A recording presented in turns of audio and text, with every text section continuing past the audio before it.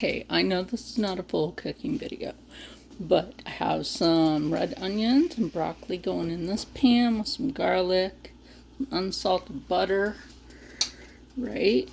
That's gonna be good because it's in the pan. Drippings from what? There's steak in that pan and some baked potatoes over there. Yum, yum, yum. Yum. Yum. So I'm just letting the steaks finish up in the oven. We got them potatoes, which some cheese and jalapeno artichoke dip can go on that, which will be fantabulous.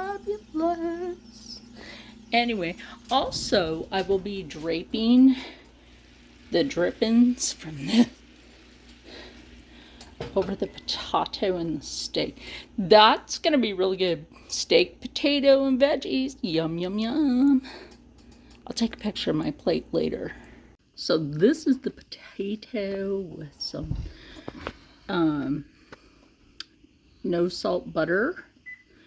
No, that's not soy. That's actually broth stock from the meat. With some cheese and some jalapeno artichoke dip. Yum.